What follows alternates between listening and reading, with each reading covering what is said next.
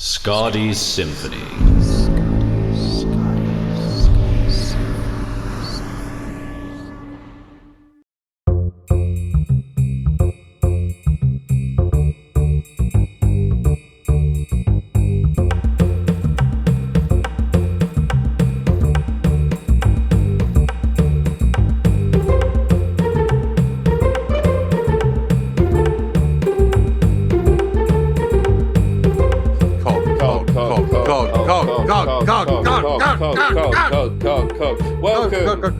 Welcome to Spoken Teeth, episode 5, the penultimate episode of Spoken Teeth, unless we do some sort of series wrap up. This is the podcast, of course, the companion to Tales of the Cog. That's the one that goes, wait, which is the one? Hold on, I forgot the theme tune for a moment there.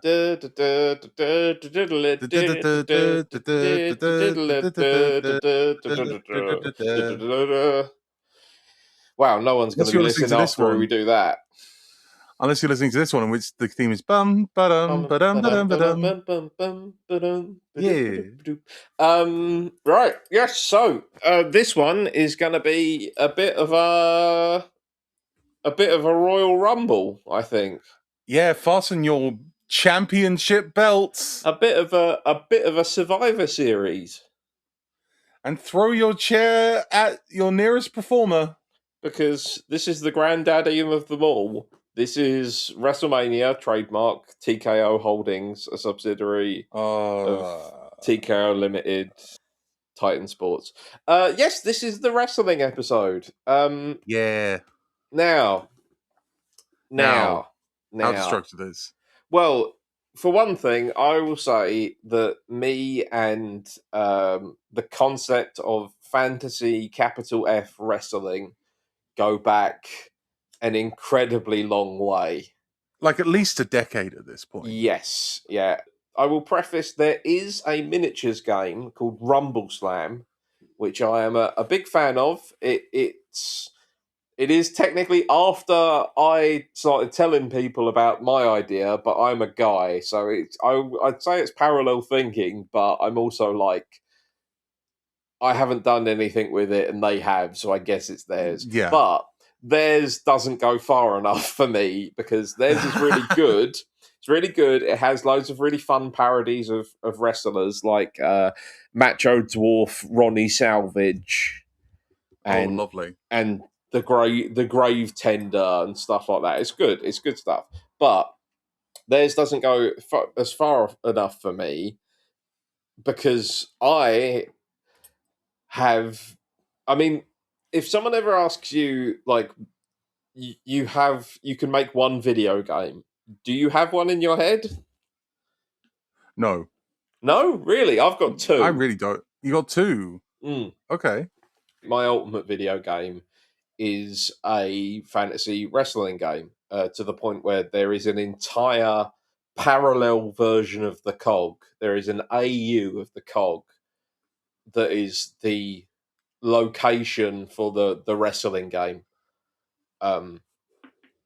because elves exist, because I want elves in the wrestling game, but as we know from episode 1, there are no elves or elf derivatives on the modern day Cog. But it's called Initiative Roll Wrestling. You can I have some videos on my YouTube channel of me. Check those out, they're very good. Ollie's in one of them doing commentary with me. I made it on the YouTube channel using WWE 2K17 and also WWE 2K24, but 17 is the one that has an enormous saved center of championship belts and feuds and history, and unlike a campaign mode for the actual game would be a big fantasy thing, and I've got a whole plot. We have a hint of it here with the debate about the championship, specifically the one line where I think you say it, or maybe I say it, one of us says it, where I go, the kind of people the championship belt would bring. Yes. Or summon. I can't remember what the verbiage is, but that's the plot of the video game in my head that I have a 300-page spec script for. Oh, wow. You know. And Black is a character that. So all I'm saying is, like, even outside of Tales of the Cog, this specific episode is a passion project of probably my two chiefest interests: speculative Fantasy fantasy, speculative and fantasy Wrestle Boys. fiction and wrestling. Yeah, we gotta. I mean, that sounds great. We gotta get that concept to Kenny Omega, like lickety split. I don't know if he's a fantasy. Well, I know he's a Final Fantasy guy, but who's his mate? The guy who brought out a bunch of D4s and poured them on the mat. Brandon Cutler. Brandon Cutler. He's your in. Yeah. I have interacted with Brandon Cutler before. Good Lord. Well, we'll discuss this off air. A blanket warning for this episode. We're going to get like into it. We're going to get into the weeds. We are going to mention names that you've never heard of. We may or may not explain them. I will try to come up with a good sentence to get the most obscure things down, at least. I think I make a career of explaining wrestling quickly. This is the other thing as well. My wrestling game, because it wouldn't be tied to a company, kayfabe is optional in my wrestling game. Yeah. And there's a separate mode where you just have to put on the best match, knowing that it's a sport where the outcomes are predetermined. Oh, that's good. And that's called Goblin Mode Wrestling, because Goblin Mode Wrestling, yes. You're basically, you are Black, and Black is the tutorial, and Black tells you about all the things, all the nerdy things that are, people who make artistic, creative projects love about pro wrestling, like the concept of heat and dead spots and high spots, and the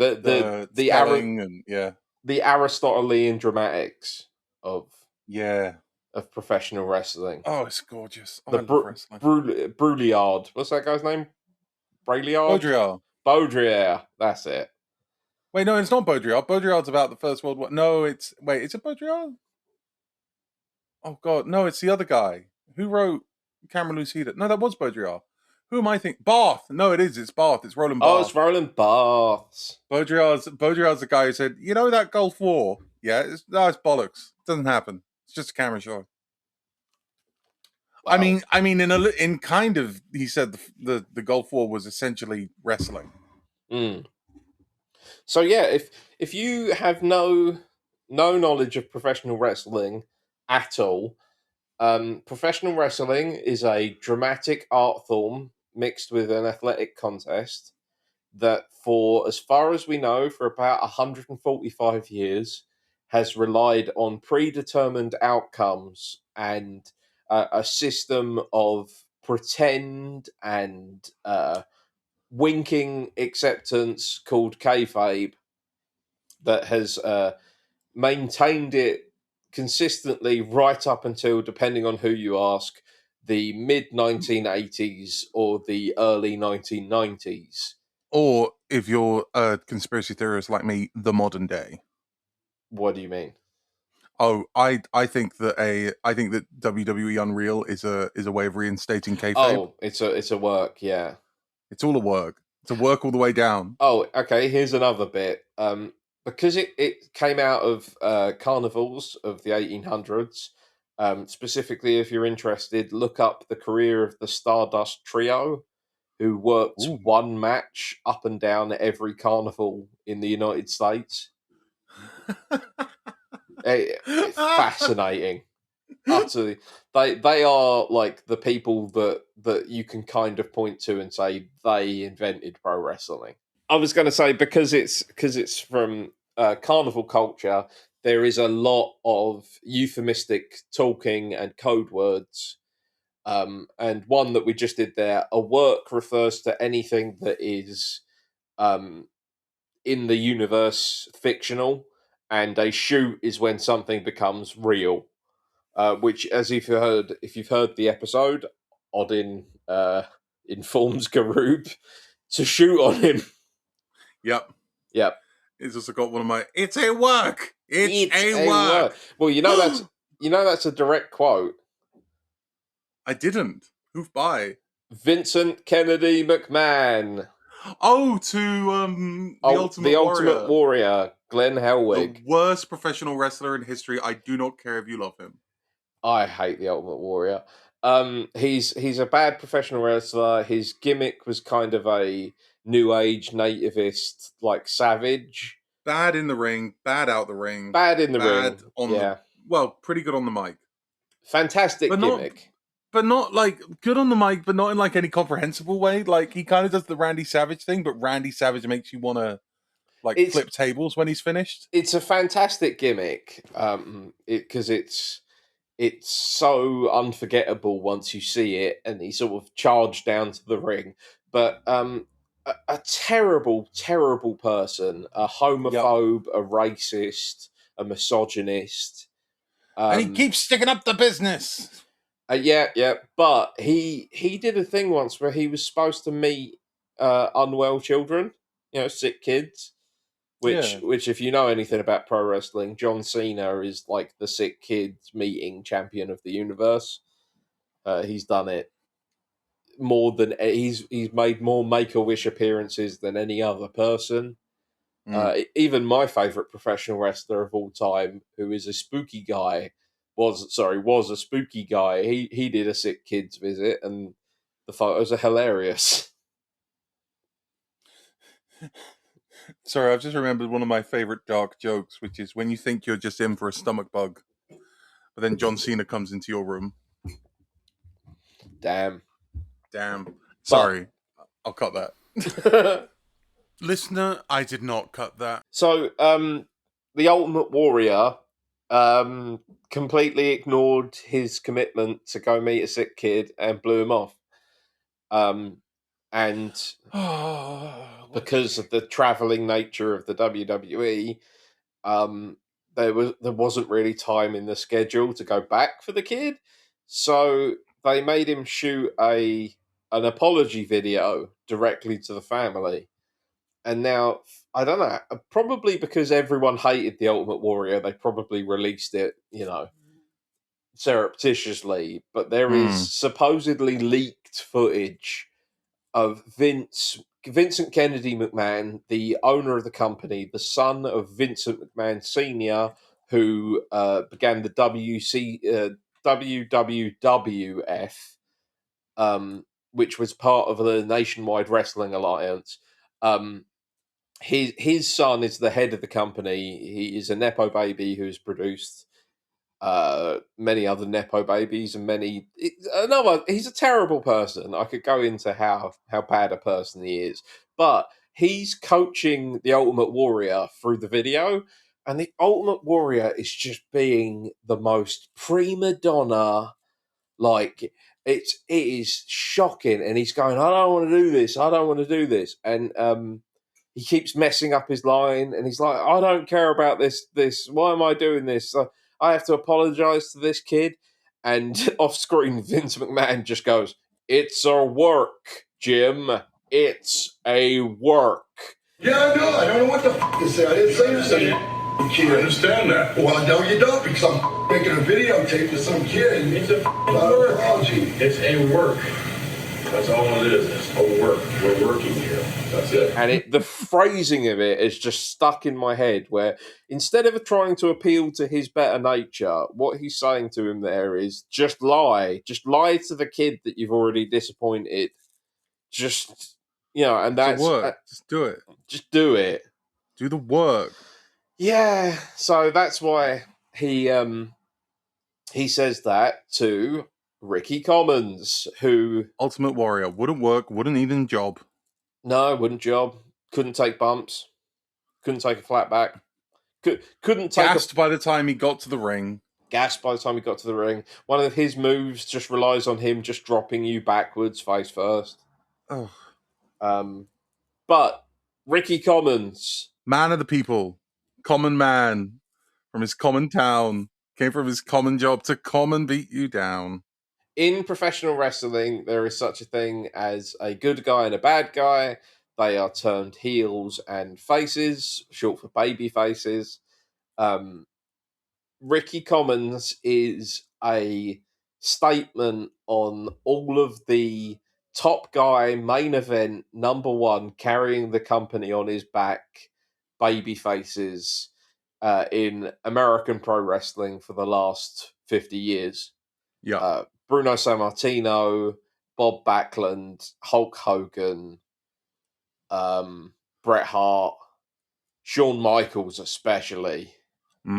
He represents all of the worst stories you hear about that kind of thing, especially that line where he's like, "Oh, Ric Flair, of course." That's where Ricky Ric comes Flair, from. yeah.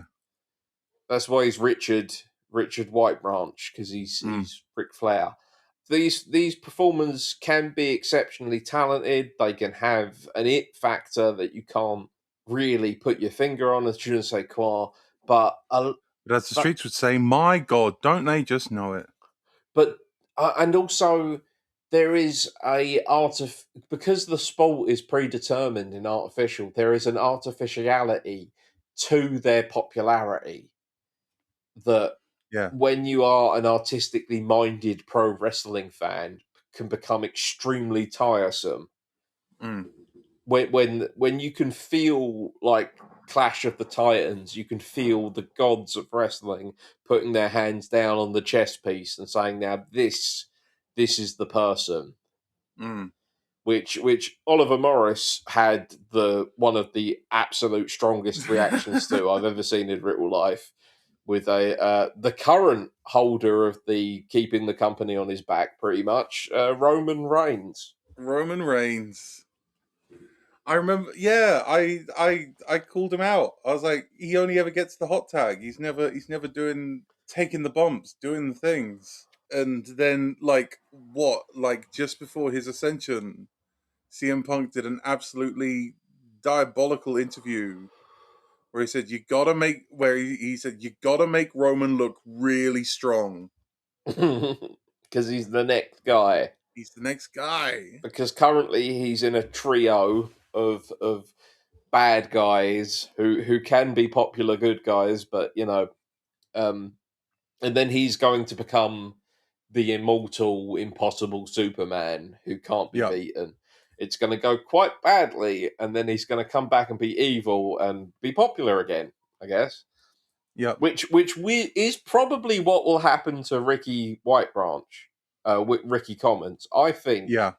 If we might continue this story, because I think I could write, like I said with the video game, I could write fantasy wrestling like for 100 years. There's so much I've got throwaway lines. Like, wrestling a lot of the time relies on like national and ethnic cultural stereotypes, and so that's the line about how Black's character was a goblin supremacist, and the Irish wrestlers.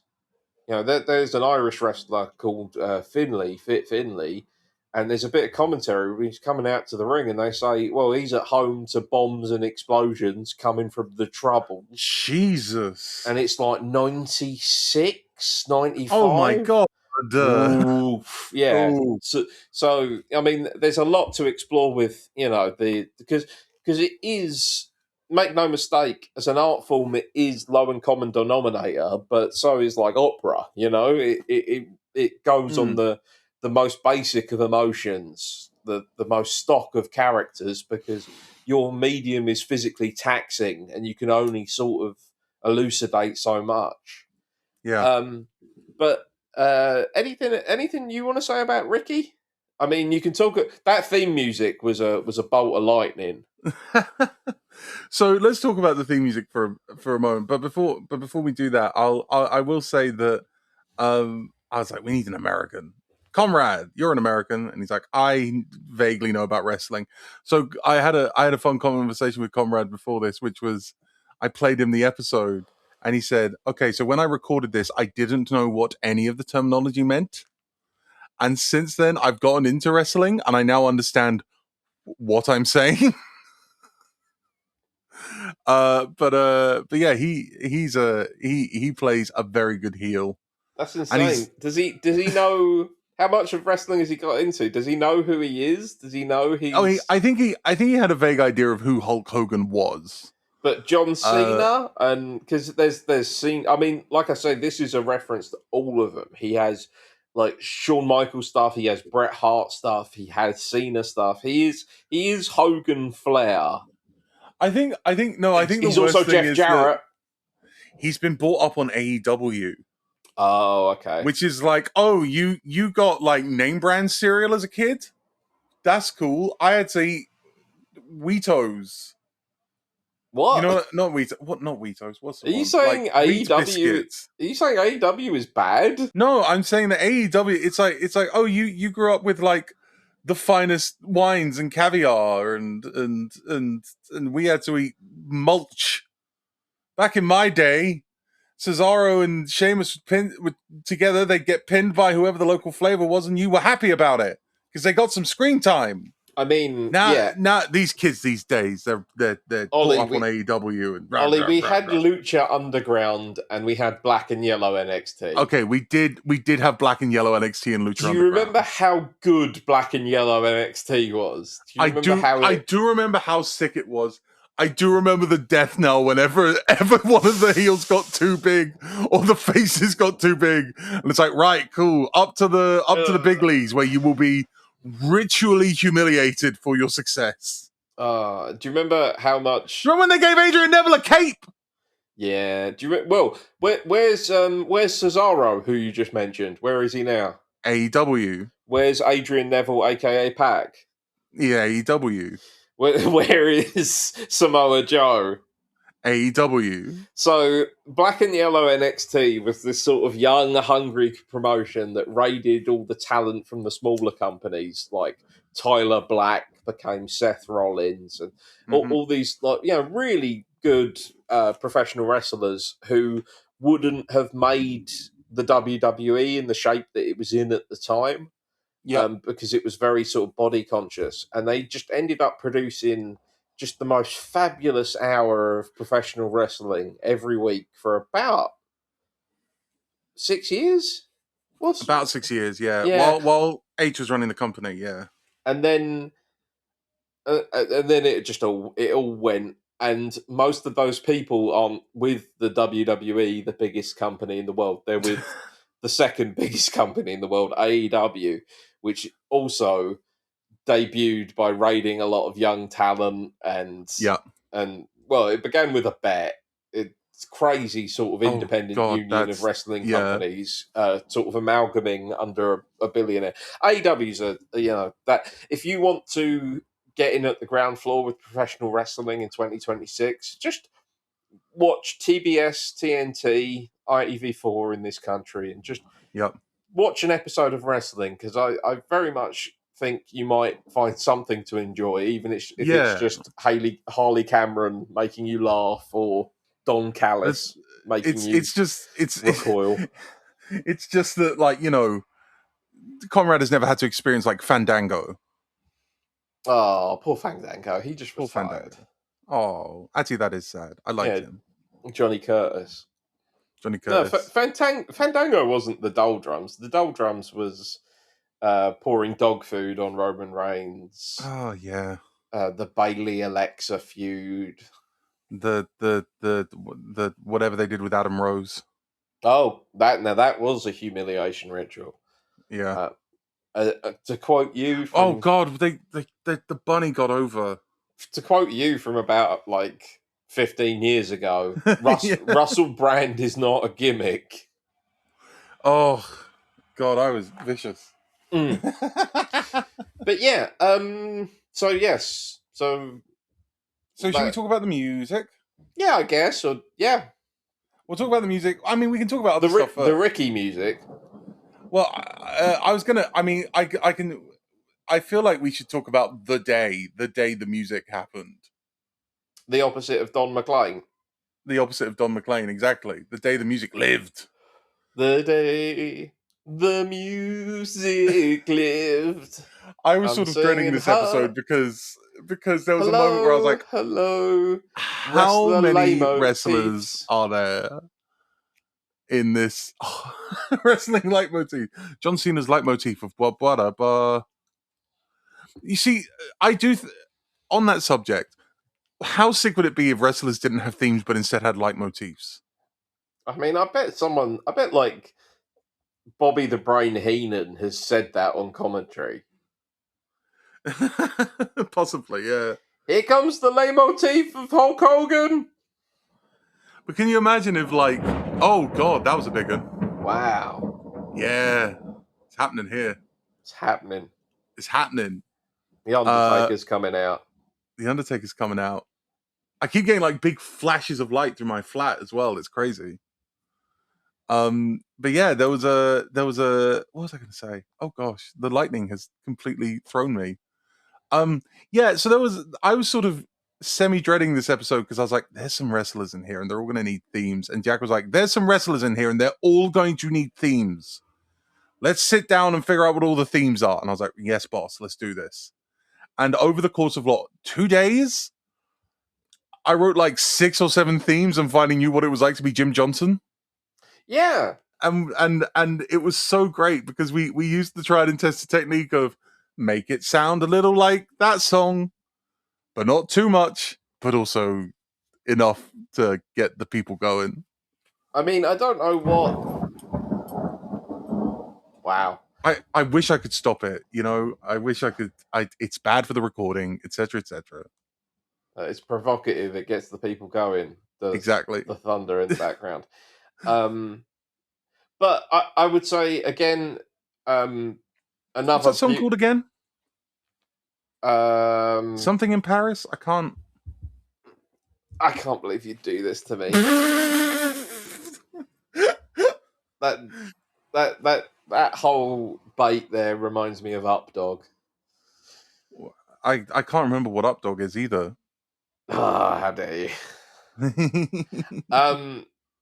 But another beautiful, wonderful thing about coming to pro wrestling from a creative standpoint is you get to see the methodology by which you translate a professional wrestler into a piece of music. So if you're not particularly musically inclined, like I'm not, that there are handy rules about like tonalities for good guys and bad guys, the indication of what shifts between those, the pace of the wrestler should match the tempo of the song. Like these are all interesting things for me that aren't as obtuse as sometimes like learning about film scores can be. Is that unfair to say? No, that's perfect. And for Ricky's theme in particular, my favorite little joke that I've put in there is Ricky is a bit of a diva, right? But do you know who else are predominantly divas, at least in on-stage personality? Drag queens. Oh, and so I mean the connection between drag and wrestling is cemented at this point. Yeah, it's a. I mean, Mexico has a whole like type Lucha of scene wrestling that's that is drag, but also it is just. I hate it when people say like, "Oh, it's drag for straight men," because I'm like, no, there are plenty of women. Women and LGBTIA plus people here as well. Shut up! It's just a similar art form, you idiot. I wonder why there's crossover. Well, it's probably how it crosses over, you melt. But yeah, the little trick I used is that this was taught to me by my friend Liam. The beat of the thing comes on the 4. So it goes 1, 2, 3, 4, 1, 2, 3, 4. It's which comes from ballroom. So ballroom if you have like a drag show and you've got like 2 performers like voguing against each other, the way it works is that the beat comes on the 4th, and on the 4th that's when they'll do like the death drop and things like that. So Ricky's theme has like a little nod to sort of ballroom dance in that or ballroom culture in that moment. Hype. It's also referential of John Cena. Yeah, because John Cena famously always says something to the cameraman before running down the aisle. Let's get to work, boys. is what he said in one of the video games, right? I think so, yeah. So that's why it's ingrained. Like, he says different things. He mostly talks about like what place he's in Yeah. but in one of the video games he used to say, "Let's get to work," and so that's why that's the start. It's a reference to Dusty Rhodes, who is another of the like carried the company baby faces of the 1980s. Yep. His theme Creator tune, of the Dusty Rhodes finish. where the good guy wins, and then it is reversed, so the bad guy can be back on top, but the people can go home and say, "Well, he won. The good guy actually won, but they cheated it away from him." Yep. Very unpopular nowadays. The Dusty finish, good in small doses. But Dusty Rhodes is his WWE gimmick. They needed a way to explain him to people who hadn't grown up in the southern United States seeing him on television. So they made this song that I'm just a common man. Yep. Working hard for the man. He was the American dream, Dusty Rhodes, the common man. So that's all very that's all played in there. And his arch nemesis was Ric Flair, who his thing was that he was nouveau riche from his wrestling money. So we'll tell you about his Rolex watch, we'll tell you about his limousine, tell you about the amount of women that found him attractive. He's very brash, fur coat, extremely influential in the world of mainstream hip hop. Ric Flair. Yes. Ric Flairin', long fur coat wearing. Says Killer Mike on the Fantagram song Born to Shine. Yeah. Big grams. And the reason I bring up Flair is because he was Dusty Rhodes' arch nemesis for a long period of time, the common man against the rich, brash, rude, arrogant heel. And Ricky's theme tune indicates him to be Dusty Rhodes, but Ricky's actual personality indicates him to be Ric Flair. So it's another little wrestling history bon mot put into the piece. Yes. And then there's the Garoob, the hero. Garoob, which is basically as close to Samoa Joe as I could get it. Yeah, Samoa Joe is a Southern Californian wrestler who the reason why Samoa is his nickname. Not only does it sound really cool and kind of dangerous, that he's just like place name, normal man's name, like Chicago Phil. Oh shit! That would have been spooky 20 years ago. London Jack. Kind of goes hard, let's be honest. Bedford Ollie. Bedford Ollie. Bedford Ollie goes pretty. I kind of like it. I kind of like it because you could say you were going to put people to bed. Oh, like a sort of go to sleep sort of. It's nap time, Phil. Nap time, Phil. Betty buys Phil. Betty buys Phil. The thing with but what Samoa Joe is actually, also... I tell you what would slap. Sorry, just last one on this. Bedford Mo. What, for Morris? Yeah, Bedford Mo. Is that anything? Bedford Mo. I could go as Bedford Mo. Bedford Mo. I mean, no, you've got a wrestling gimmick. Oh wait, what is it? What's my? I mean, it's the producer basically. The management. Yeah. Yeah, that's Ollie's wrestling gimmick. Come out, look like Bennett the Sage. But but also there is a long history of Pacific Islanders involved in the sport of pro wrestling. Specifically, there is one very large, multifaceted family of Samoans, Tongans, and Fijians that has produced a lot of the most popular professional wrestlers in the world, such as Rocky Johnson, married into it, and his son is Dwayne "The Rock" Johnson. Mm-hmm. But Roman Reigns, Roman Reigns, Tama Tonga, Tonga Loa, Solo Sikoa, Samo Jacob Afa, Fatu is a fucking nightmare. He's great. Rikishi Rikishi Fatu as well. Yeah, so that's kind of like, even though that doesn't match, we took some of the well-worn tropes of early 20th century. It's not true on the cog, but in early 20th century fiction, there was a lot of comparisons to Pacific Islanders with, like a savage past. I think it's because they rightfully rocked James Cook to death. They rightfully smashed that prick up. Yep. So that's why that. But Garoob isn't from anywhere Pacific, really. He just his personality for wrestlers. Oh, wait, isn't he from Bendatton? He's from Bendatton, yeah. Yeah. Which is an ogre. There is a large ogre settlement in Bendatton called Warm Harvest. Bendatton's an interesting nation.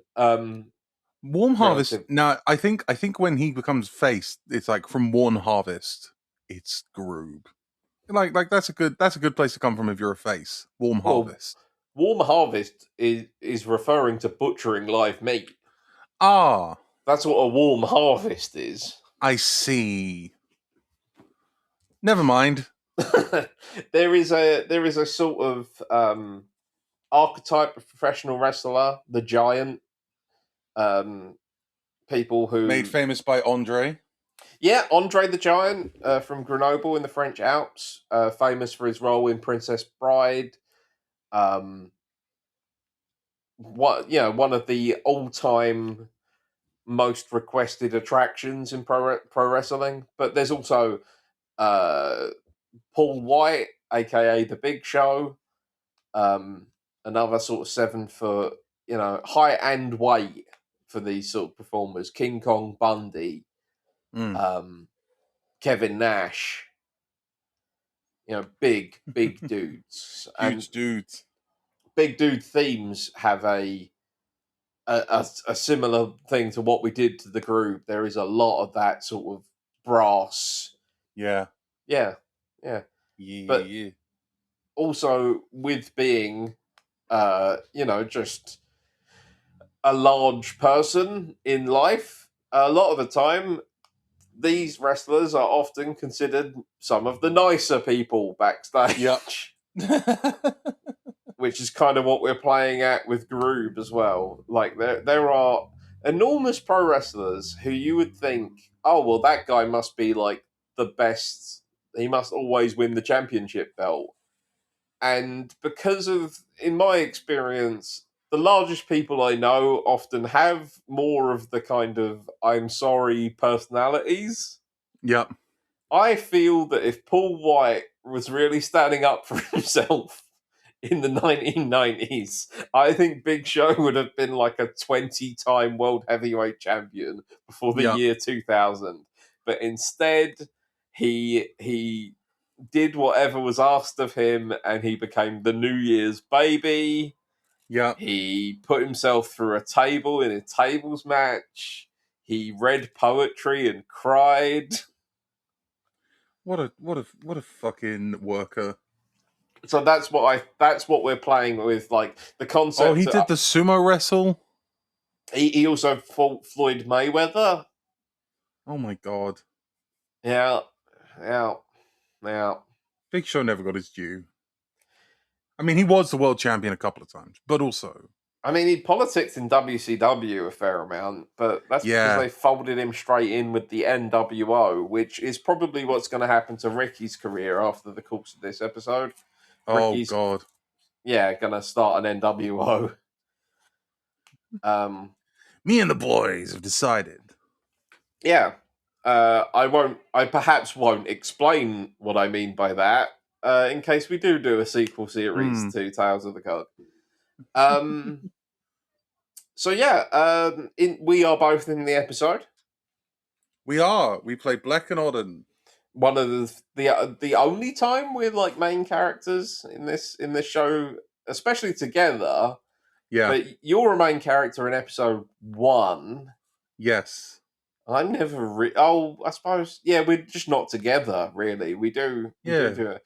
But in professional wrestling, there is such a thing as a booker, who is the person who determines the outcomes, the relative placements of people on what is known as the card, which is the show card, and They're the value showrunners. value for a professional wrestler is dictated by proximity to the championship belt or the main event of the card, the final match, the one that receives the most hype and anticipation. Yes. So there are mid card wrestlers who a lot of the time are up and comers. A lot of mid card wrestlers are a lot of people's fan favorites, and then hopefully, if your wrestling company is designed properly, the people in the main event should be the unimpeachable stars of the attraction. They should have worked their way up to a position in their career of admiration, respect, or just simply Hard volatile work. crowd reactions. Yeah. Yeah, but a lot of the time, it's one of the credos I give Hulk Hogan is like he was a nasty, evil piece of shit. God damn, he just always had the crowd in the palm of his hand. Yeah, he really did, and he took parts of people's gimmicks that were popular on a smaller scale, like Superstar Billy Graham and stuff, and he was perfectly in place for national television. Yep.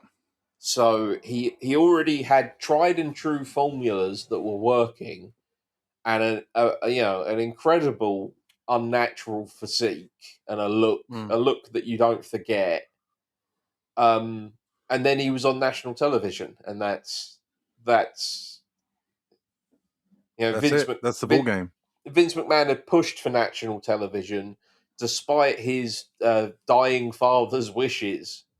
So that's another thing that could be going into if we did a sequel episode. The sort of, because on the cog as it is in canon, there is one wrestling company, and it is in its first sort of half a century. Yep. If that, I mean, it might more be closer to 35 years. They're just bringing in scrying crystals. Yes, which, oh, God. Here's me saying, I could make a future episode. I forgot. I put that in the episode. Yep. Yeah, that's what that is. The scrying crystals metaphor and Odin's objections to it is a reference to Vince McMahon's father and the coming in of national TV, a move from local networks and closed circuit television, which the first WrestleManias were broadcast on. Oh, that's my favorite line in the entire thing is that I get to say is big silent face. It's the most incomprehensible reading ever given by anyone ever. If we didn't have Sky and Crystals, we could march him up the country as a big silent face. Yep. You know who that's a reference to? Pick one. I don't know. There's someone very specific. Sabu, yeah. Sabu never talked in ECW. He didn't talk. He never ever talked. He was the nephew of a Arab American wrestler called the Sheik. So he had a kafia on. He had like a Middle Eastern gimmick. He never talked.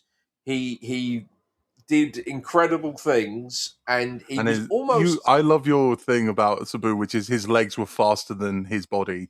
Yes, his legs were faster than his body, so he would do things in a very, like, no one really runs and jumps like Sabu. Everything he does is so chaotic. But he was a good guy for the vast majority of his career. Yeah, he was a good guy in a kafia in a time when that was, not so that's too far away from the Gulf War, and he was, which did not take place. he was the star, one of the two main stars of the mid to late period of ECW, which used to stand for Eastern Championship Wrestling, but under the control of a guy called Paul Heyman, who had worked at sort of every single job in the professional wrestling business to that point. He was Trained at the knee of Dusty Rhodes for a while. Yeah, because he talked his way into a meeting as a 16-year-old boy. Yeah. And he was a ringside photographer. He was an on-screen manager. He was an off-screen He was manager. a precocious little shit, is what he was. He took over Eastern Championship, turned it to Extreme Championship Wrestling, basically invented a new style of American wrestling that had only really become popular in Japan, hardcore matches. And he's pretty much the stand-in for Odin in the present day, because Odin moans about booking and hardcore matches, and also his idea for a world heavyweight champion is Sabu. It's get a big guy that doesn't need to talk and just get him winning. Walk up and down the country. And the joke is, of course, that Sir Job Score can't talk because he's wearing a helmet. Big mask. Yeah, that was really good, that actor we found for Sir Job Score. Yeah. No, I tell you though, legitimately, Shogo Miyakita as Hellacious Bill. I sent him an Instagram message which was like, hey, I need a bunch of just wrestling sounds for like a dude whose gimmick is that he's Satan. And I got back like 3 minutes of tape, and I was like, "Thank you so much. You're a gem." And it was beautiful. I mean, that's the actual, again, like professional wrestling in real life. That he's a mid-card character. Yeah, he's a mid-card character, and he's supposed to be the bad guy, but he's so cool that he's going to make it to the big leagues one day. He's going to be main event very shortly, like within a year. And it's funny because he's not really that in the script. He's just a bit of colour to show what a heel would be like. But Shogo, in wrestling terminology, got him over. Yeah. I eat coals and drink lava. Yelling something about your grandma being down in hell with me, just brilliant, just absolutely fantastic. We also found the most beautiful bit of Foley, which was someone saying, "Take him to hell." Yes, I found there are professional wrestling matches on free attribution sound effects reference. Oh no, those were not free. I paid for those ones. Oh, I found some free ones. Oh, did you? Yeah, nice. I sent them. I think we used one of them. Anyway, in wrestling parlance, to lose a match is to do the job. Therefore, people who regularly lose matches are called jobbers. Therefore the knight character is Sir Job Score, whose finishing move, if you're interested in such things, is a forward barrel roll into his opponent's legs. Oh, that's wonderful. Yeah. It never works. He always gets pinned. There's a guy who was in Right to Censor, which was like he has 3 moves. One of them is a crossbody. One of them is take a flying elbow. And I just, every time I think of taking a move as one of your signature moves, I'm like, that's the Job Score. Who is that? Is that Bull Buchanan? I can't remember his name. No, I can't remember. Stevie Richards? It's probably Stevie Richards. Oh, Stevie Richards has got some cool moves, but not in the right. Well, then it's not Stevie Richards. Hold on, let me see who's in. Let me look it up. The Godfather as the Good Father. No, Stevie Richards. It might be Bull Buchanan. Yeah, who take a flying elbow. Who became John Cena's sidekick, B Squared, later in his career. Why did Bull Buchanan briefly rebrand as B Squared? He also came in as Big Boss Man's sidekick. Oh, what a mook. God love him. So, yes. Referees Are Wizards is a Twitter account that you should follow, but it's also a true statement. the bronze. It's also a true statement on the cog. This is for multiple reasons because He's also the most ostentatious wizard in the series. Like, he Yes. gets all the proper anime shing sound effects. Referees Are Wizards as a Twitter account. I don't know if it's still active, but what professional wrestling referees have to do is a lot more than what real sports referees. I mean, real sports referees work hard, but professional wrestling referees are actually secretly directing the match so that both pro wrestlers can finish on time and can know what backstage thinks, know what, they are the link between backstage production and the wrestler, as well as having to complete the illusion of a sporting contest. Wrestling referees are some of the most talented people in the ring, shockingly enough. There are some fantastic referees with good personalities who themselves become characters. There are some times that happens and it's awful. But there is also the reason why it's a wizard, and this is pretty much in this series. This is the only kind of like Tolkien wizard. Like, he has a big wizard's hat. He has a big long beard because the referees say is final is a oft repeating phrase. That's how we do things like the dusty finish. That's how we do things like the bad guy is, getting wins and losses in the book because there's no replay, there's no VAR in pro wrestling. The referee has the magic authority to just say, okay, ring the bell, he wins. So in the cog, it's literal. Like, he has to, he makes the sound effects go off, he makes everything happen. But there's also a thing with wrestling referees that you notice more and more the more wrestling you watch. They can't see anything that happens to their sides or behind them. Yep. They can't. They have no peripheral vision, and they are made of paper. If they get hit at all in any way, no matter how accidental, they die. And so, they do die. On the cog as well, there is the canon fact that putting on the robes of the referee gives you incredible power over space and time, but makes you extremely weak. It is beautiful. A cursed item like the One Ring. Amazing. Jenny Feldsmule. Yeah, I love her theme because it's the Shire theme, but also Susie's "Oh Here Comes the Day." Yes, which was my pretend wrestling music. Oh, it's Halfling Rage. Yeah, there is a big. Every character in this episode represents 15 to 20 real wrestlers. Yep. Every single character connected with the business represents 15 to 20 real pro wrestlers that I could tell you about, I would say. And Jenny is the streak of good guys in pro wrestling, like how Ricky Commons is the common man.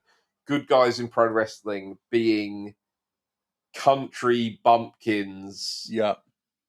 Being, it's an instant quote unquote way. Innocent. Yeah, it's an instant way to make them sympathetic and a little naive, easily manipulated underdogs as well. Yep. There's Hillbilly Jim. There's the what are Hog and Pig? What are they actually called? Godwins. Godwins, and of course the greatest face of all time, Bray Wyatt. This isn't. No, hang on. Wait, hold on. So, I mean, even kind of Stone Cold Steve Austin was the redneck, Texas redneck. The idea that the good guy, innocent but not simple. Yes, and it still continues to this day. Mickey James, Hardcore Country, yeah. That was a big influence. Natalia Neidhart, who is part of like a massive wrestling family, but sometimes they do go back to like, you're just you're from Canada, you're from Calgary, you know. Your family are wrestlers, but if they weren't, they'd be You guys farmers. only got electricity 20 years ago. Yeah. So that's what Jenny's doing. Whereas as the exact opposite, Fazira is like a big city. You know, again, there's a lot of sort of conservative politics power play with pro wrestling. So Fadiza's character is like she's from the town run by genies that we will see in the next episode. So she's a cosmopolitan woman. She's, you know, she probably owns more than one perfume. Boo! You know, Boo! she probably goes shopping and then has dinner with her friends. Boo! Boo! That's a joke, but she would also play that up because, again, if she's 15 to 20 characters, she is Marie. This is a character who doesn't have any lines, by the way. This is Maurice, who's the Miz's wife. It is also the Miz. It is Rick, the model Martel. It is Christian Cage. It is Fandango, the aforementioned Fandango, Tyler Breeze, Kit Wilson. Elton Prince, again Shawn Michaels. Oh yeah, we said Tyler Breeze. Yeah, Tyler Breeze. Yeah, yep. Fandango to a lesser extent. Dolph Ziggler at various points. Yeah, he's here to rule the world. Talk about working hard. Yeah, legit. Is there? You know, he's in Korea at the minute. He's in a Korean wrestling company, which has a beautiful set of world championship belts with like Korean 16th century woodcuts of tigers and mountains and stuff. Nice on the belt. I will say, as we are sort of wrapping up, I think that this is one of my favorite episodes, and one of the reasons for that is that it does what I would always want. It does the thing that I would always want from a wrestling show, which is it just because I'm a mark, but I'm a mark for the production. Yeah, and this episode does what no other piece of wrestling media I've seen has done since Glow, which is like, here's how we fucking make the sausage. Yeah, that is for real wrestling fans. That is just as interesting as what is presented to us. There is a level of metatextuality in wrestling that makes it such a unique art form. Roland Barthes compared it to Santa Claus knowledge, didn't he? Yeah. So I find that endlessly fascinating. Wrestling can even do like Brechtian alienation. Yeah. Really well. Bring the lights up on the audience. Because it is a really difficult, athletic, but still raw and primal form of theatre. Yeah. So the production is just as interesting if you're a real nerd, and that's what would be in Goblin Mode matches if I ever got my video game. Yes, full circle. You would get to do production. That circle though is squared. It's a squared circle, baby, because they call it the ring. If there's anything that we haven't covered, or if you just want the list of 15 to 20 pro wrestling characters that every character in this episode is, hit me up. I feel like we haven't really talked about Odin and Bleck that much, but they're beautiful nerds. Yeah. I think the best thing about Odin and Bleck is that, like, the showrunners. Who's going to play the showrunners? And who has differences of opinions of what we need in our productions? The showrunners. This was probably indulgent, but it was. I actually thought this would turn out to be longer than it is, but I do feel it's my birthday. You can't take away. It was not actually my birthday. It was my birthday a week ago. But it's my birthday. You're gonna deprive me of an hour's worth of wrestling chat on my birthday? Of course not, man. Shut up. It's so not your birthday now. It's not even the same month as your birthday. Not even the same month. But yeah, okay, that was Spoken Cog. Spoken Teeth. Spoken Teeth. Sorry for Tales of the Cog. I've been Jack Fitzpatrick, Ivan Oliver Morris. and keep wrestling the toes. Hit that toe tome with a German suplex. Oh man, we didn't even talk about moves. Oh no! All right, so my favorite move, as